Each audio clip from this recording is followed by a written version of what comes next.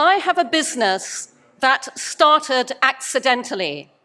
I date younger men, and 14 years ago, through my experience dating younger men, I realized that when we don't talk openly and honestly about sex, porn becomes sex education by default in not a good way. I'm a naturally action-oriented person, so I decided to do something about this. 13 years ago, I put up a tiny clunky website at MakeLoveNotPorn.com that in its original iteration was just words. The construct was porn world versus real world. I launched Make Love Not Porn at TED in 2009. My talk went viral, and it drove an extraordinary response. Thousands of people wrote to me from every country in the world, including India, pouring their hearts out, telling me things about their sex lives and their porn-watching habits they'd never told anyone before. And I realized I'd uncovered a huge global social issue. And so I turned Make Love Not Porn into a business designed to do good and make money simultaneously. Today, Make Love Not Porn is the world's first and only user-generated social sex video sharing platform. We're kind of what Facebook would be if it allowed you to socially, sexually self-express, which it obviously doesn't. The way to think about us is, if porn is the Hollywood blockbuster movie, Make Love Not Porn is the badly needed documentary. We are a unique window onto the funny, messy, loving, wonderful, comical, awkward ways we all have sex in the real world. We are socializing and normalizing sex to make it easier for everyone to talk about, to promote consent, communication, good sexual values, and good sexual behavior. We are sex education through real-world demonstration. I designed Make Love Not Porn through the female lens to be the safest place on the internet. And that's because I designed it around what everybody else should have, nobody else did, human curation. There is no self-publishing of anything on Make Love Not Porn. Our curators watch every frame of every video submitted from beginning to end before we approve or reject, and we publish it. And we have a revenue-sharing business model which I designed to democratize access to income. So I foresaw the creator economy 13 years ago. Our members pay to subscribe and rent social sex videos. Half that revenue goes to our contributors, whom we call our Make Love Not Porn stars.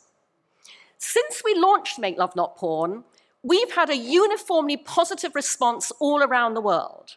But I and my tiny team have fought a battle every day to grow this business, basically because every piece of business infrastructure other tech startups take for granted, we can't. The small print always says no adult content.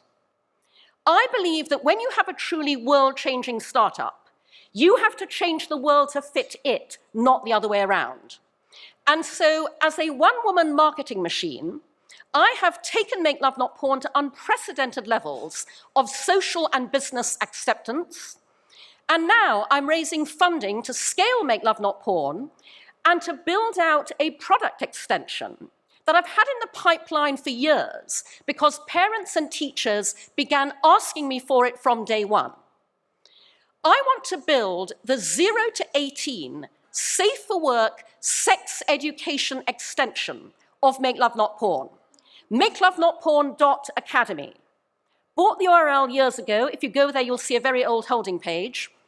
But this is what I characterize as the Khan Academy of sex education.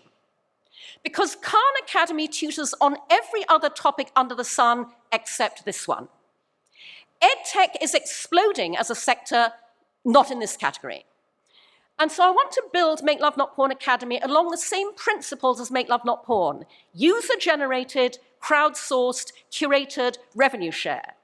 Because I don't believe in reinventing the wheel. This will be an aggregated, go-to global hub of the world's sex education content.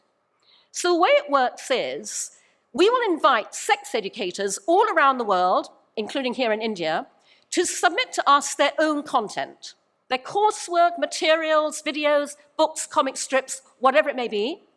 We will curate because we only publish what is Make Love Not Porn endorsed, and we will then publish that content segmented by age appropriateness.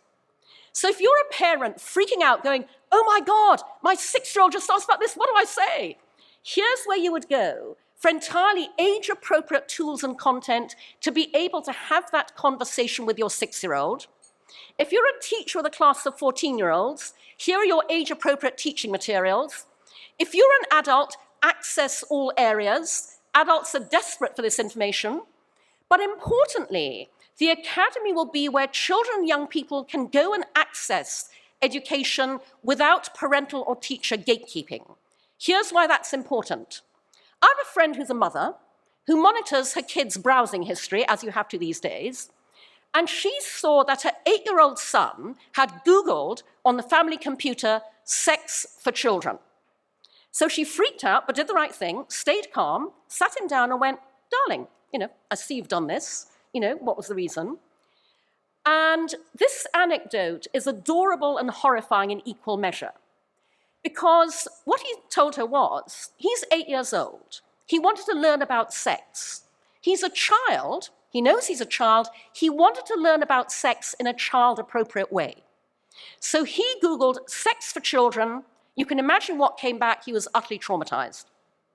So children will be able to go to the academy, enter their age, and will only be served entirely age-appropriate sex education content. A lot of this will be free to access, but we'll also charge to download, subscribe, bulk buy if you're a school. There are different revenue streams for different use cases. By the way, we're talking huge revenue. And we will then split the income 50-50 with the creators, the educators, in the same way we currently do with our Make Love Not Porn stars. Because right now, nobody goes into sex education to make money. I have friends all around the world, again, including here in India, who are brilliant sex educators. They have all the same problems I do. Their content gets blocked on Facebook, Instagram. They can't make a living doing this, and I want to change that because this is enormously valuable work. Make Love Not Porn is a global platform, and for many years, our 6th highest source of traffic has been, and currently is, India. We have no funding and resources to promote ourselves or do anything in India. I think that's because all around the world, every day, people search for Make Love Not Porn without knowing that we exist. And what I mean by that is the top organic search terms that drive traffic to us are make love, not porn, real sex not porn, video sexo na porno. One young man told me that he found us when he Googled porn that is not porn. He was so fed up with everything out there, wanted something different, had no idea what to search for. When you Google porn that is not porn, you find Make Love Not Porn. Young people write to us from India all the time, begging us to bring a localized version of Make Love Not Porn to India.